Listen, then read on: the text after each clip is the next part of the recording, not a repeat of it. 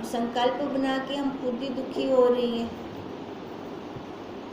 जीव नेत्र, त्वचा, जीवा, नासिका और श्रोत्र इंद्रियों से देखता, स्पर्श करता, रस लेता, विषय सूंघता, सुनता और मानता है। कल हमारा यही चल रहा था कि इंद्रियों के विषयों में रुक जाता है जीव, वहाँ से हर्ष शोक करने लगता है। अब इसके विषय कौन से हैं? है ना, यही शब्द, स्पर्श, रूप, रस, गंध, यही इसके विषय हैं। इन्हीं विषयों में वो कहीं ना कहीं रुक जाता है। अब जो रुक गया तो उसके लिए संसार सच्चा हो गया, और जो ना रुका इन विषयों में वो अपने स्वरूप में स्थित हो गया। तब सब जगत को वो आत्म रूप जानकर सुखी होता है। तब संसारी होकर दुख पाता है जब ये सारे विषयों को लेता है। तो जब इनके विषयों को त्याग कर अपने स्वभाव की ओर आता है, तब सब जगत को आत्म रूप जानकर सुखी होता है। अब यहाँ भी बात वो त्याग की ही हो रही है। हे बधिक, चित्त के फूलने का नाम जगत है और चित्त के स्थिर होने का नाम ब्रह्म है। अब जब चित्त फूरा तो देखो ये जगत खड़ा हो गया और वो जीव बन गया, और जब चित्त स्थिर हो गया तो ये संसार लय हो गया और वो ब्रह्म बन गया। अब जीव और ब्रह्म में क्या भेद है? बाहर निकल गया तो जीव बन गया, है ना, अंदर आ गया तो ब्रह्म बन गया। जगत और कुछ वस्तु नहीं है, इसी का ही आभास है। चित्त के आश्रित सब नाड़ी है, उनमें स्थित होकर जीव तीनों अवस्थाएं देखता है। पर वास्तव में जीव चिदाकाश आत्मा है। वास्तव में जीव चिदाकाश आत्मा है। अब जीव नहीं है ना। ये ब्रह्म से जीव की यात्रा इसने कैसे तय की? वास्तव में तो ये ब्रह्म है। ब्रह्म से ये जीव कैसे बन गया? जब अपने आप को ये भूल गया, है ना, विषयों के अंदर आसक्त हो गया। अज्ञान से ही इसने जीव संज्ञा पाई है। हे बधिक, ओज धातु जो हृदय है उसमें चित्त अणु स्थित होकर दीपक की ज्योति सा प्रकाशता है। ओज धातु जो हृदय है, देखो जब हमें बहुत आनंद आ रहा होता है या हमें बहुत दुख हो रहा होता है तो कहाँ लगता है? हमें हृदय के अंदर लगता है ना, हाथ पैर नाक और कहीं नहीं लगता। अब उसका स्थान हृदय है, और वो हृदय मतलब उसको चित्त अणु इसलिए कहा गया क्योंकि हमारा चित्त भी वहीं पर ही है, और वो प्रकाशमान है, दीपक के समान, दीपक ज्योति के समान वो हर टाइम प्रकाशता रहता है। अब उस चित्त अणु के ऊपर कोई टोकरी रख दें, जैसे हम उदाहरण लेते हैं कि किसी कमरे में अंधेरा कमरा है ना, वहाँ पर हीरा पड़ा हुआ है, पर उसके ऊपर टोकरी आई पड़ी है, और वहाँ तक हमें पहुँचने के लिए अंधेरे कमरे में हम देखेंगे कैसे?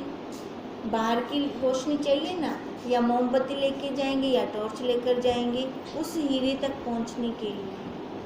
अब जैसे ही हमने उस साधन से टोकरी को हटा दिया, फिर हमें उस साधन की ज़रूरत नहीं है, उसका अपना ही प्रकाश होता है, वो अपने ही प्रकाश से प्रकाशता है। अब ऐसे ही ये हमारा जो चित्त अणु है ये दबा पड़ा है हमारे विकारों से। जैसे मैल की टोकरी आ गई, इसके ऊपर मैला अंतःकरण हो गया, उससे ये दब गया। अब जब ये साफ हो जाएगा तो वहाँ से उसकी किरणें बाहर निकलनी शुरू हो जाएंगी। मंदिर के अंदर दीपक जल रहा है, बारियों से उसकी रोशनी आती है ना बाहर, अब ऐसे वो दीपक जल रहा है अंदर। तब बारियों से, अगर बारियों ढकी पड़ी हैं, बंद हुई पड़ी हैं, फिर उसकी रोशनी बाहर नहीं आएगी। अगर बारियां साफ सुथरी हुई पड़ी हैं तब उसकी रोशनी बाहर तक आएगी उस दीपक की। अब ऐसे अंदर वो दीपक जल रहा है, ये सारी बारियां हैं हमारी। अब बारियों तक पहुंचने के लिए अंतःकरण, शुद्ध अंतःकरण है, तो शुद्ध अंतःकरण से ये हमारे फिर बाहर जाता है ये सारा। फिर स्वयं प्रकाश है, वो पर प्रकाश थोड़ी है। जैसी टोकरी हटाई, हमें किसी और दूसरे प्रकाश की जरूरत पड़ी, वो तो स्वयं ही चमक रहा है। जो पर प्रकाश लेकर गए उसको भी हमने बंद कर दिया, क्योंकि उसका अपना स्वयं का ही प्रकाश इतना है। ऐसे उसका स्वयं का प्रकाश है, पर स्वयं का प्रकाश दिखेगा कैसे हमें?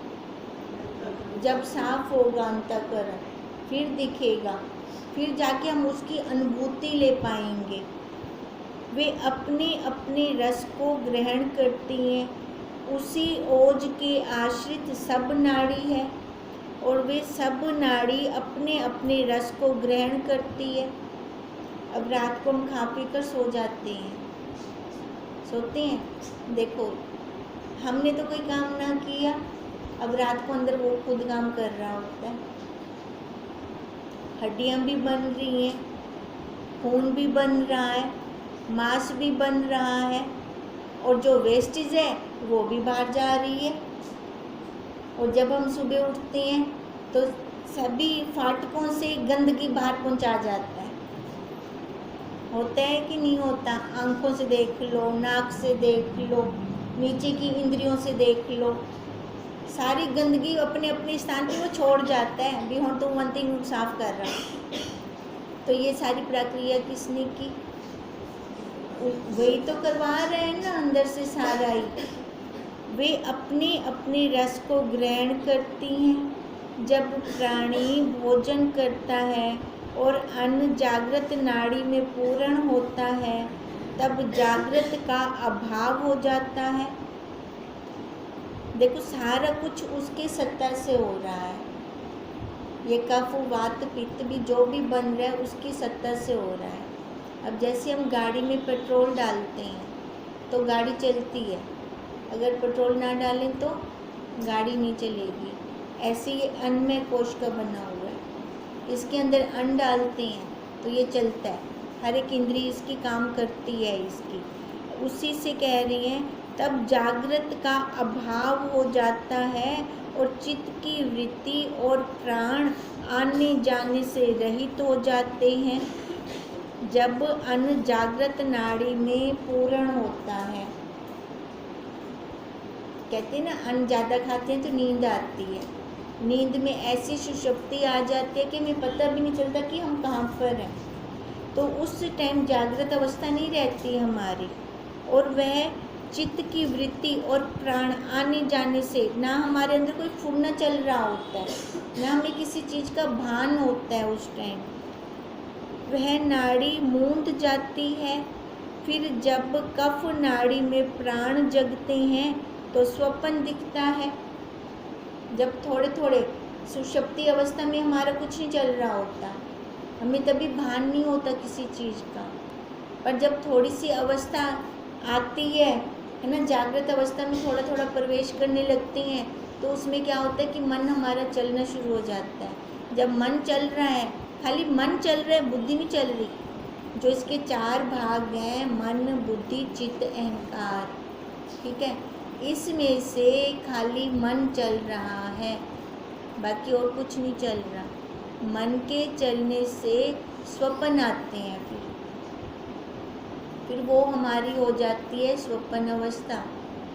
अब जैसे बुद्धि नहीं चल रही, तो जो जागृत अवस्था में हम क्रिया करना चाहते हैं, किसी को कुछ बोलना चाहते हैं, पर ओहदा उनका बड़ा है, हम डर के मारे कुछ बोल नहीं सकते, उनको बुद्धि के कारण रुक जाते हैं।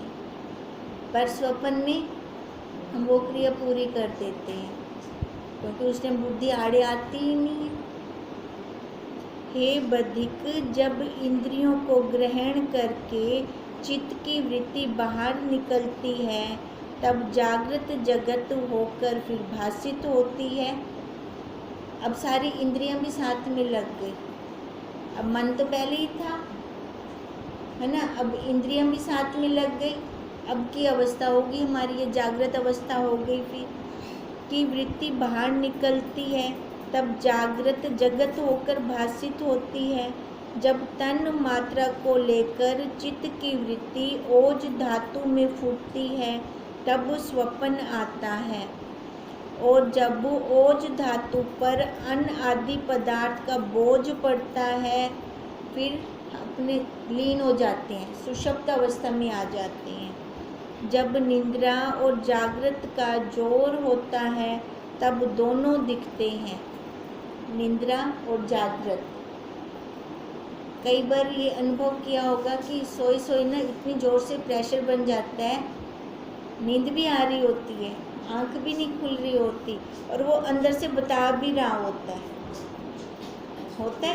अब वही बात कह रही हैं, जब निद्रा और जागृत का जोर होता है, तब दोनों दिखते हैं, और जब दोनों में से एक का बल अधिक होता है, तब वह जागृत अथवा सुषुप्ति भासित होती है। जब निद्रा से रहित मंद संकल्प होता है, तब उसको मनोराज्य कहते हैं। न पूरी निद्रा है न पूरी जागृत है, पर मन चल रहा है हमारा। कई बार हमने बच्चों के मुंह से भी सुना है कि रात भर मैं सोया नहीं हूँ, थकान हो गई है, जबकि सो के उठ रहा है और कह रहा है थका पड़ा हूँ मैं। ऐसे क्यों बोलती हैं?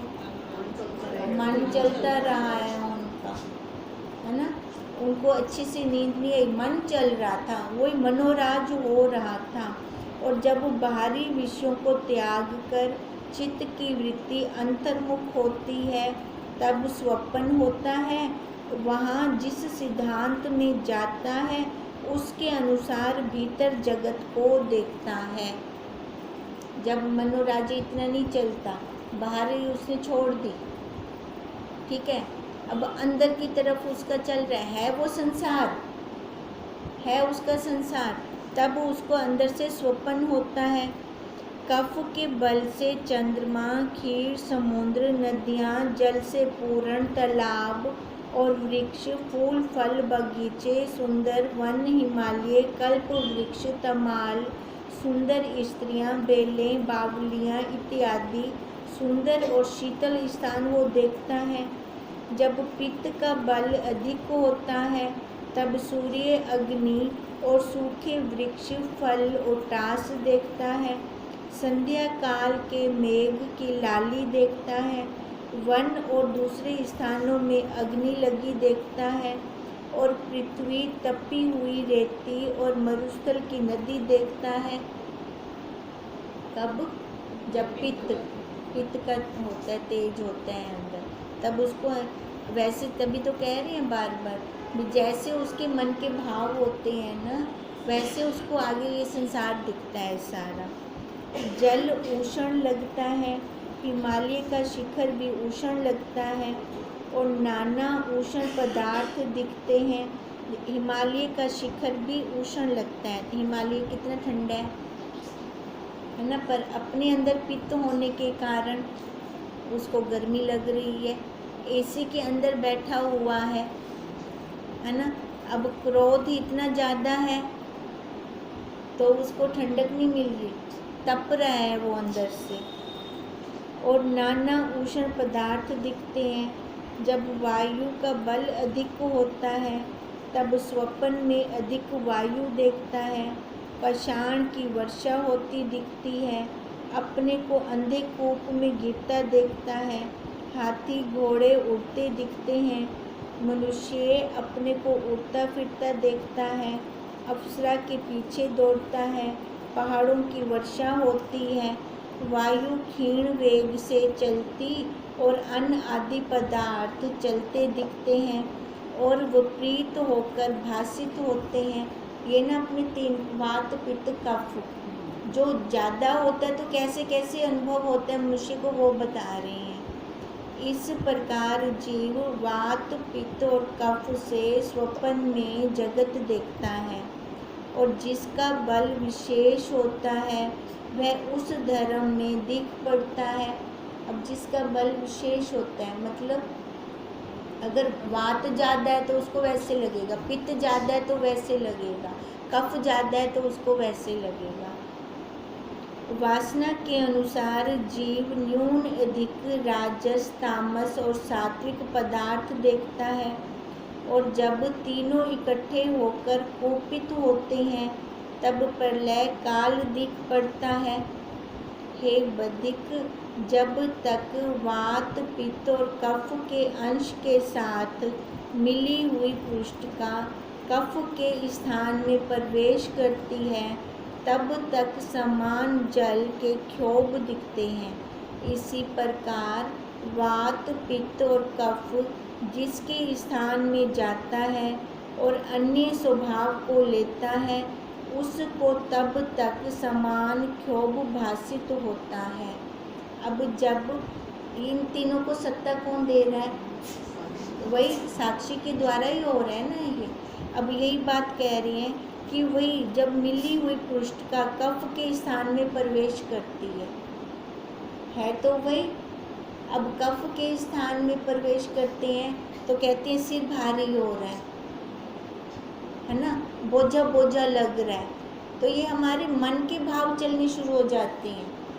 अब ऐसे हो रहा है, हम पीछे कारण नहीं देखते। पहले वैद्य होते थे, है ना, वो नाड़ी देखकर बता देते थे, ये दवाइयाँ नहीं चलती थी। अब ये वैद्य ही देख सकते हैं वात, पित्त, कफ, तभी तो हम लोगों को इतनी नॉलेज नहीं है इन सब की। अगर होते तो हम खुद ही अपना इलाज कर लेते होते। जब केवल वात का क्षोभ होता है तब महाप्रलय काल के पवन चलते और पहाड़ पर पहाड़ गिरते और भूकंप आदि क्षोभ होते दिखते हैं। कहते हैं, जब हम कहते हैं चक्कर हम देवे, पूरी पृथ्वी घूमती भी है, दिखता नहीं कहीं का, मतलब कोई ना कोई गड़बड़ है अंदर। जब कफ का क्षोभ होता है तब समुद्र उमड़ते हैं, पित्त से अग्नि लगती है और महाप्रलय की न्यायी तत्व क्षोभ को प्राप्त हो जाते हैं। अब जब कफ का क्षोभ होता है तब समुद्र उमड़ते हैं, वॉमिटिंग आती है, उल्टियाँ लग जाती हैं, पित्त की अग्नि लगती है और महाप्रलय की न्यायी फिर हमें अपनी वृत्ति खो गई कहाँ? अपने ही दुखड़े में। इसका महाप्रलय हो गया, अपने स्वरूप का महाप्रलय हो गया। जब प्राण जागृत नाड़ी में जाते हैं और वह अन्न से पूर्ण होती है तब संबित उसके नीचे आ जाती है। जैसे भीत के नीचे मेंढक आवे, पत्थर की शिला में कीड़ा आ जावे और काठ की पुतली काठ में हो, जैसे इनमें अवकाश नहीं रहता, जगह कहाँ बचती है फिर, वैसे ही नाड़ी में फूलने का अवकाश नहीं रहता, वो रुक जाती है, तब इसको सुषुप्ति हो जाती है। जब कुछ अन्न पचता है तब चित्त संबित अपने भीतर स्वप्न देखती है। देखो अब कुछ स्पेस नहीं रहा नाड़ियों के अंदर, तो घोर सुषुप्ति आ गई। जब वो अन्न पचा तो थोड़ी जगह आ गई, है ना। अब थोड़ी जगह आने से क्या हुआ? स्वप्न आने, चित्त संबित अपने भीतर स्वप्न देखती है। जिसको जिसका विकार विशेष होता है वह उसी का कार्य देखता है। अब जिसको जिसका विकार विशेष होता है, मतलब किसी के साथ किसी को राग है, किसी के साथ किसी को द्वेष है, उसी को इस स्वप्न में देखेगा वो। फिर जब अन्न और जल पचता है तब जीव फिर जागृत जगत देखता है, और जब जागृत और स्वप्न दोनों का बल सम होता है तब दोनों को देखता है और अनुभव करता है। हे बधिक, इसी प्रकार तीनों अवस्थाएं होती हैं और मिट जाती हैं। ये आ रही हैं तीनों अवस्थाएं बार बार, सो तीनों गुणों से होती हैं। इनका दृष्टा इनका अनुभव करने वाला है। तभी हम कहते हैं देखा करें हम अपने में। अब तमोगुण ज़्यादा हावी हो रहा है, रजोगुण हावी हो रहा है कि सतोगुण हावी हो रहा है, अपने गुणों को पहचानना शुरू कर देंगे तभी अपना काम बनेगा। देखो अपने आप को देखेंगे तो सामने वाला अपने आप दिखने लग जाएगा, इसमें भी ये गुण प्रवेश कर गया है, तो वहाँ पे फिर टक्कर नहीं होती। जब टक्कर नहीं होती तो फिर ठीक है ना, फिर दुख किस बात का, है ना। जब हम टकराव करते हैं, टकराव कैसे होता है, विचारों का, इनमें कोई टक्कर क्या नहीं थी, टक्कर होती है हमारे विचारों की, विचार ही नहीं मिलते आपस में। तो वहाँ पे सभी को होता है कि जैसे मैं कहूँ वैसा हो, सामने वाला कहता है जैसे मैं कहूँ वैसा हो। अब यही टकराव हो जाता है, इसी टकराव के कारण दुख हो जाता है। अगर एक बंदा साइड हो जाए तो फिर टकराव होगा, जब वहाँ टकराव ही नहीं होगा तो दुख क्यों होगा फिर। सो तीनों गुणों से होती है, हे बद्धिक इसी प्रकार तीनों अवस्थाएं होती हैं और मिट जाती हैं। सो तीनों गुणों से होती हैं, इनका दृष्टा इनका अनुभव करने वाला है। अगर हम इनको देखना शुरू कर देंगे ना, तब हम इनके दृष्टा बन जाएंगे, हमें दिखेगा। जब कभी क्रोध आ रहा हो ना तो पहचान ले कि तमोगुण आ रहा है ना। और जब कभी बहुत क्रिया में रत हो जाए, रजोगुण हावी थे आप पे देवते। जब अपने आप में बैठने की इच्छा हो, किसी से बात करने की इच्छा ना हो, फिर दिखे सत्वगुण आ गया है इसके अंदर। ऐसे हम गुणों को पहचानेंगे तभी हम दृष्टा बन सकेंगे, नहीं तो हम तो दृश्य बने पड़े हैं। मिल जाते हैं, मिलकर फिर वो दृश्य बन जाते हैं, फिर उसको अनुभव कैसे करेंगे। यह माया के गुणों से अतीत और सबका आत्मा है, और हम जिसकी बात कर रहे हैं ना वो गुणों में नहीं आता, वो गुणों को बतलाने वाला है, वो माया से अतीत है और सबकी वही आत्मा है। यह जगत और स्वप्न जगत संकल्प मात्र है, ना ये जगत सच्चा ना स्वप्न वाला सच्चा, दोनों सच्चे नहीं है। अब स्वप्न भी बता दिया कैसे आता है स्वप्न हमें, है ना, और ये जगत को भी हम कैसे देख रहे हैं, ये दोनों संकल्प मात्र हैं, कुछ बना नहीं है। ब्रह्म सत्ता ही किंचन करके जगत रूप होकर भासित होती है वही सत्ता, है ना। उसी को ही हमने नाना रूप दे दिया, नाना ये अवस्थाएं दे दी उसको, परंतु अज्ञानी इसको जगत जानते हैं और जगत को सत्य जानकर इष्ट अनिष्ट में राग द्वेष करते हैं। कौन? अज्ञानी। अज्ञानी इसको सत्य मान रहे हैं जो भी देख रहे हैं। जब बाहर की इंद्रियां सुषुप्त हो जाती हैं तब जीव भीतर स्वप्न में भटकता है और उनमें सूर्य चंद्रमा वन फूल फल वृक्ष आदि जगत देखता है। अब जब बहुत क्रिया करता है ये शरीर से बहुत क्रिया कराई जाती है, इंद्रियां थक जाती हैं, ठीक है। अब इंद्रियां थक गई, थक कर ये सो गया, फिर इसको कुछ पता नहीं चला, पर जैसे थोड़ा थोड़ा जैसे कहा अन्न पचा, थोड़ी वो बीच में स्पेस आ गई तो ये फिर थोड़ी स्वप्न अवस्था में आ गया। स्वप्न अवस्था के अंदर आते ही जो इसके मन में पहले चल रहा होगा वही स्वप्न के अंदर देखना शुरू करेगा, परंतु जब स्वरूप का अनुभव होता है तब सब भटकना मिट जाता है और शांति मिलती है। अब ये स्वप्न कब नहीं आते? जब अपने स्वरूप में हम मिलकर सोते हैं, तभी हम रात को कहते हैं ना देखें, है ना, उससे बात करें, बात करके उससे बातें करके फिर सोएं, हम अपने स्वरूप के साथ मिलकर सोएं, जानने कि मैं क्या हूँ, है ना। ये नाम रूपाकार नहीं हूँ, ये इंद्रिय मैं नहीं हूँ जिससे मैंने काम किया, माता जी की आदत थी, जब वो रात को सोते थे ना, ये बोलते थे, शुक्र है परमात्मा बिस्तर नसीब दिया, शुक्र है परमात्मा बिस्तर नसीब दिया। बिस्तर पे मतलब जैसे ही जाते, शरीर तो सो जाते, खुद उसमें मिल जाते। ठीक है, तभी मैं कह रही हूँ रात को जब हम सोते हैं तो उस टाइम उसके साथ मिलकर सोएं। मिलकर जब हम सोते हैं तो शरीर का भान नहीं रहता। जब उसमें मिलके सोएंगे तो स्वप्न भी नहीं आएगा तब हमें, क्योंकि तब हम वो और मैं, हम एक रूप ही हो गए। फिर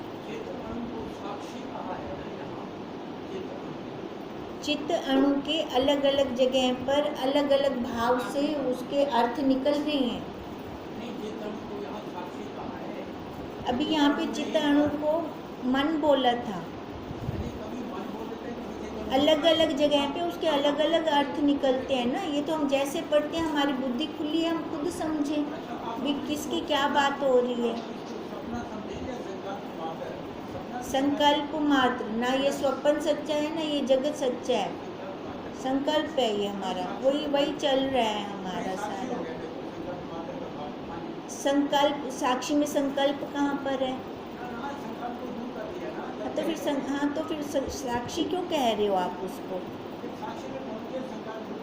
हाँ, दूर करेंगे तब, हाँ तब इस संकल्प को भी मैं देखने वाला हूँ, है ना, मैं जानने वाला हूँ संकल्प को भी। इति श्री योग विशिष्ट निर्वाण प्रकरण जागृत स्वप्न सुषुप्ति वर्णन नाम 233 सर्गा समाप्त।